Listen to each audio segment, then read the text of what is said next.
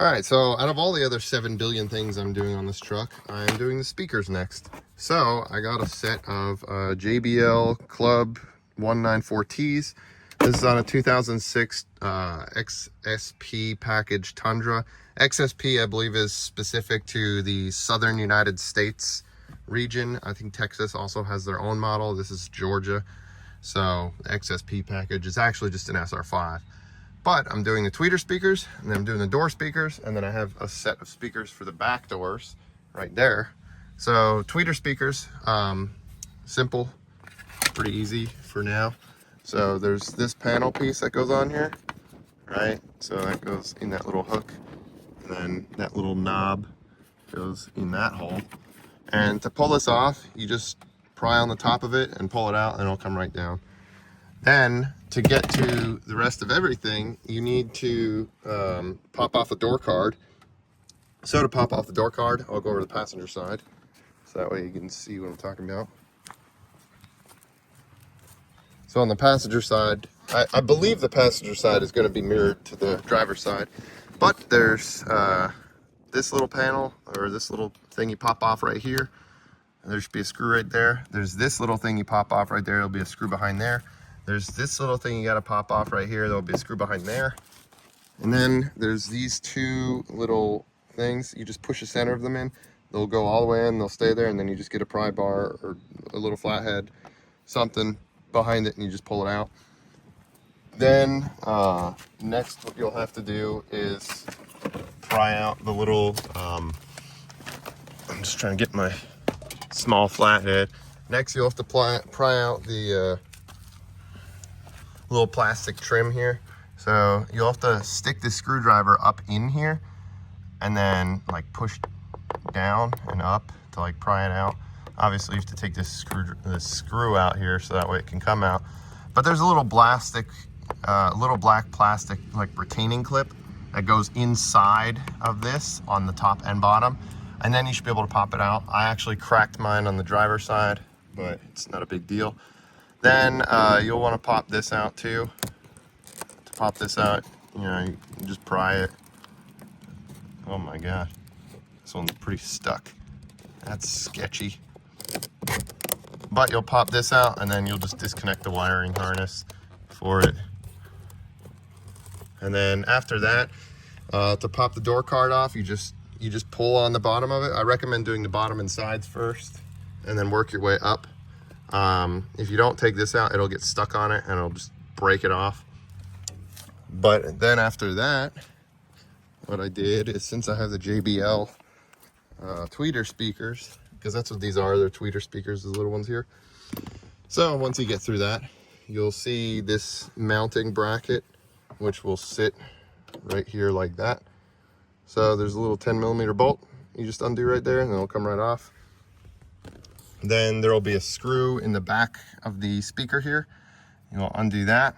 There will be a little clip that the wires will be on, like right here. You just pull those out. Then in the JBL kit, at least specifically for what I'm doing, you have this little bracket thing. So the speaker will go in there. So the wires go through here, and then it's supposed to turn and like lock the speaker in. I don't know if I'm able to do that on mine because of the way that I configured it. But after that, I bought this little tiny pack of screws and stuff. And let me show you. So I have a small pack of screws in my garage. I'm just gonna put these right here. So you could just grab one of these small like packs of like assorted screws. That's all I did. I think they're like 10 bucks at Lowe's or something. You grab these small ones, you grab a small nut, then it'll come with this little black like washer. You can see it's like concave. I don't know where I just dropped it somewhere. It just vanished. I have no idea where it went. Oh, there it is. It's stuck to the speaker because speakers are magnetic. But you can see it's like little concave or whatever on one side. So what I did is I ran the screw through like this. And if you could get countersink screws, that would actually be more ideal, as long as you could thread something on the back of them. But I put it through like that. Then I put it through the bracket on here, like that, you can see. And then once it was through the bracket, I put that little countersink screw. I put it so the countersink thing is facing towards the bracket. So you can see the bevel will go inside of this little bracket, and then I just put the nut on it. And I just tighten it by hand with, I think it was like an 8mm wrench, 8mm socket. Yeah, 8mm long socket is all I used. You can use a short socket too, but I just twist it by hand. You know, it's like tightening a screw. Then after that, I just need to figure out the wiring, so bear with me on that one. All right, I called CrutchField, and they said there's the end with the connectors on it, which the ends go into the ends of the speaker, obviously. And then the ends that don't have the connectors, like this end, the red wire will correspond to the green wires, and the black wire will correspond to the black wires. And they also said that this little box thing that they have in, apparently this will like cancel out like the bass signal to the tweeter speaker, essentially, because the tweeter speaker is not supposed to play bass. So it'll basically keep the tweeter speaker from being blown out from putting the wrong signal through it, essentially. So what I'm gonna do here is, I think I'm gonna snip these wires here. I'm gonna cut these short so they're not so monstrously long, and then I'm gonna see if I can mount this here. Hopefully the door card doesn't get in the way, so I need to figure something out with that, because I don't know if the door card's gonna get in the way, because this box is fucking ginormous. And then I'll wire it all up, and then I'll be back. All right, I got the tweeter speaker in. It was pretty simple. So once I got in there, I just bolted it there. And then the green wires get twisted together, and then they go to the red wire on this junction box thing. And then the black wires get twisted together and go to this black wire on the junction box thing. And then I soldered them together, and then I tried to like cover it up and pretty it up, make it look decent. And then there's the clip thing that the original one was on, and it clipped to here, on here, so I just taped it to that. I tried putting the door card on, and I was able to get it to fit. It was a little tight though, so I'll see how that handles. Next is the door speaker, the big one. So I undid these 3 bolts, undid this clip, it came right out. As you can see, this one is absolutely blown. There is not even a chance of survival of that one. Yeah, the thing is, I think this is the original speaker from this truck. Mind you, this truck is like 20 years old. So after that, I have the JBL speaker, and the speakers are magnetic, in case you don't know. The first thing you're going to want to do is take this foam and run it around edge. So I'll do that real quick. All right, so I ran the foam around, and I purposely wanted the gap to not be where one of the bolt holes are, because if anywhere is going to be contacting this plastic, it's going to be where the bolt holes are, because when you screw this down, it's going to pull it. But afterwards, what you're going to do is you're going to orient this piece. So for mine, this opening is on the top. So all you do is just put it on the bolt holes and see which ones line up the best. Mine doesn't quite line up that great. It's kind of weird, but I'm able to like line it up, and I'm just going to shove the bolts in it and make it line up. So it's a little off. I don't know if these are directional, because I put the other one on and got it all ready, and I was going to mount it, and then the bolt hole was like way off. So I think they might actually be directional. I'm not sure, but this hole was in the same spot on both of them, so maybe they're not directional. But afterwards, you're going to find where your top is. So mine, the top is this opening. Then you're going to take your speaker, text on the bottom so you can see it. When the text is facing in the right direction, like when it's readable without being upside down, that is how you're going to place your speaker in there. And then you're going to line up the speaker with the bracket holes. So there's a hole right there, and then there's a hole right there, and then there's a hole there, and then a hole there. I'm going to be using the long screws because they have little dowels that the screws go into. And you want to screw them almost all the way in, and then you'll route this wire through, and then I'll show you what I'm going to do in a second here. So I'm going to get this all ready, screws and all that, and then I'll be right back. All right, so I got it all together. So I tightened it down just to be done with it. But you want to leave the screws a little bit loose, and then you'll run this wire through here. You'll connect it to these. I bent them a little bit, so just be careful. I bent them a little bit so that way they're angled in such a way. And then I ran it underneath here like that. Now, you can run it this way, under here through there, but it's just, there's just so much extra wire for no reason, I feel like. So I ran it around the back side just because I wanted to get rid of the extra wire. Now I'm concerned with this wire vibrating on here, so I'll have to see if that's going to be an issue. I might just tape it right here just so that it can't vibrate. But I mean, it's pretty locked in there and pinned, so it's at least not going to move. As opposed to if you do it here, now you're going to have like a lot of wire sticking out coming here, and it's just going to, you know, get up in here, and it's going to potentially rub on stuff. I say rub, meanwhile all these wires are just loose like this, so what I'm worrying about. But after that, I'm just gonna bolt it up, and then I'll be done with these speakers. And then the passenger side is gonna be the same thing but mirrored. When I talked to CrutchField, they said the wire colors are the same on the other side, so black to black and then green to red, and then that should be it. And then the rear speakers, I have no idea how those are going to be, but I couldn't imagine them being much different than this. All right, so the mystery screw that I had fall, I found it. It was this one. I'm on the passenger side now, but it went into here, so I know where it goes now. And then on the passenger side, I'm trying a different method. So I'm having the wires that go down, I'm having route up.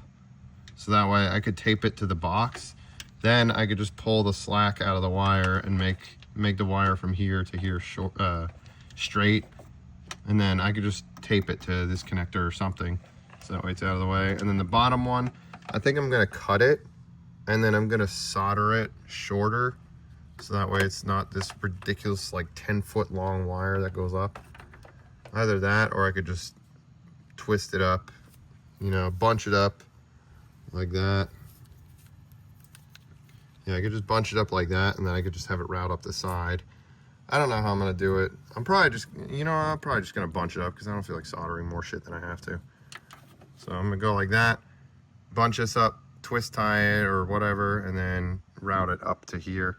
And then this one, I just need to take off and redo how I did the other one. I do have to peel this bracket off of here because it's like glued on there. So once I do that, then I'm good. And then I got the bottom speaker in.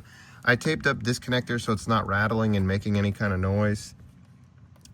So now it's like pretty immovable. You probably want to put some kind of stuff behind, like where this plastic meets the metal, because it could vibrate and you could hear a sound. That's what I did on my car when I did it, but I just don't feel like doing that right now. There's like aluminum, like rubbery, like sound dampening stuff that you could put there. So I would put that in between there. Then I would also put it around this ring here. So that way, if this ring contacts that, it's not gonna vibrate and make a lot of like metal or plastic vibrating sounds and all that kind of stuff and be annoying. And then also when I was taking off this cover piece, it cracked on me. You know, it's brittle. This thing is like 20 years old. I believe this is probably the original piece. So plastic sitting out in the sun just bakes and goes bad after a while. But yeah, I'm gonna wire this up and I'll be right back. All right, so this is the method that I do for soldering, and it makes it pretty easy. So for these, I strip the wires, twist them together, red to red, black to black, and then I probably cut them a little shorter than I should have. Then on this side, I strip them the same length, and then I twist them. I'm using this Quinn auto stripper from Harbor Freight. It works pretty good. I think it was like 40 bucks or something. Not bad. After that, you slip on large heat shrinks. I'm doing 3, and I'll show you why in a minute. And then you slip on your little heat shrinks on the individual wires. So the large heat shrinks go over the combination of wires, and then the little heat shrinks go on the individual wires. If you're doing multiple wiring, you want to do it that way as well. Like all the wires go through one heat shrink, and then each individual wire will get its own heat shrink. So after that, I'll bend these into hooks, So I'll bend the black one into a hook, and then I'll bend the black one into a hook here, hook them together, and then I'll twist them together. Then I do my fantastic job at soldering. So I'll just try and put a glob on it, and then I'll go like this to try and just move the glob and make it as smooth as possible. Then once I get it good enough, I'll take a piece of electrical tape, I'll cut it off, make it the length of it, then I'll wrap it around wide ways. I don't go around it like this in this direction. I actually go around it in this direction. Like I'll show you what I mean in a second. But I'm gonna bend these together, solder them up, and then I'll show you what I'm talking about. All right, so I bent the wires together, and then I tried to twist them as best as I could with a pair of pliers. So now I'm just letting my soldering iron heat up. And then usually you'll want to clean off your soldering iron, but I'm going to try and as much as I can. Easiest way to clean it off that I find is it's actually called tinning it. You'll basically just like run the solder on the end of it until it cleans it all off. But this one, everything's so caked the fuck on it, and it's just fucked. I probably should replace the tip, but I don't really care. So once I get that, letting this heat up, and then I will solder it, and I'll show you what I'm talking about in a second. All right, so I joined the wires. So what I do is I just stick the soldering iron like that, and then I put the solder like on top of the iron, and I just let it drip on top of the wire. Then I take the soldering iron and I just move around the blob until it looks smooth and clean and it's not as lumpy. I just try and get the lumps out. There's multiple ways you can do it. One of the ways that the real good people who know how to solder do is they take the wires and they push them like together. So they'll push the wires together like that, and the strands will just like interlace. Then you can just put the solder on it, and then these wires are not as big and bulky. But doing that is kind of difficult, especially when you have multiple wires. Like I have 2 wires on one side, 1 on the other.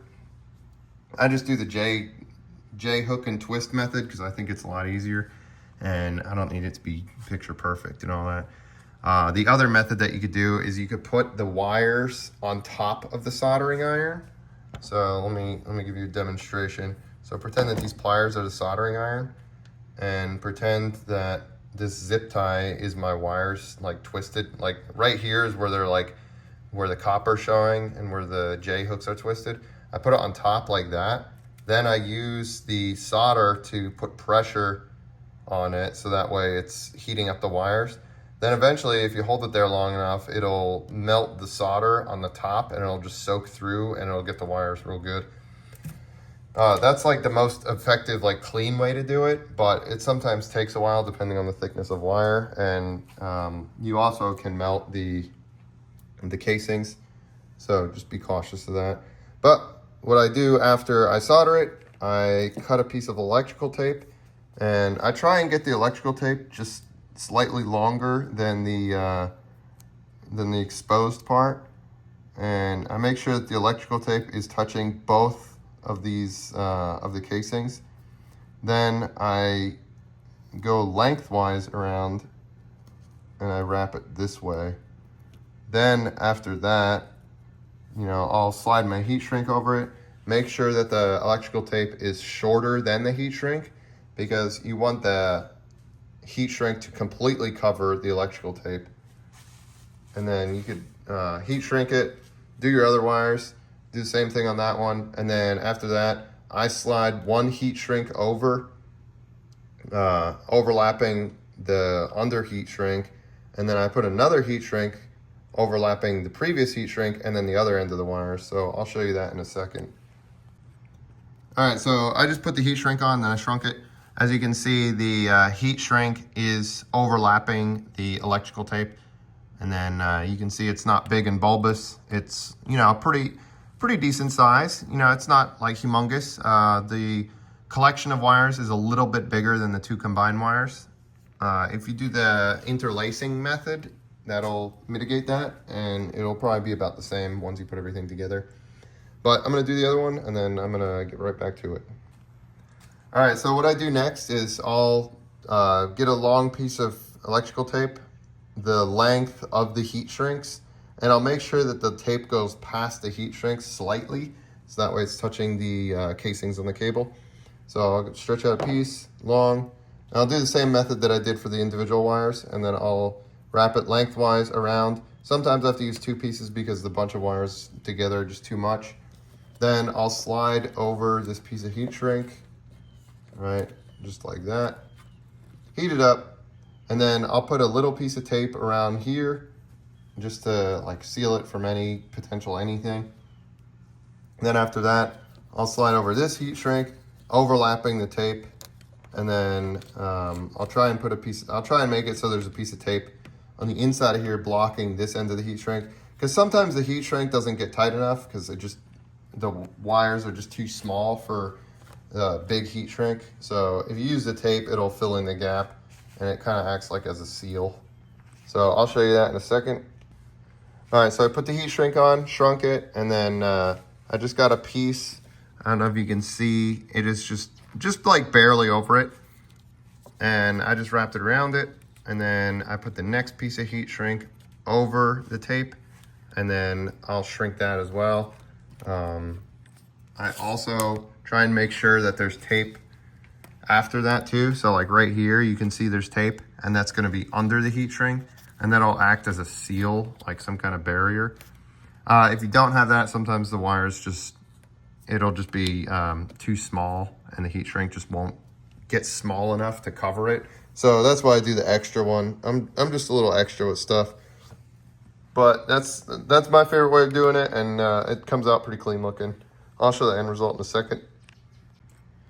So this is what happens if the heat shrink doesn't want to shrink fully to the wires.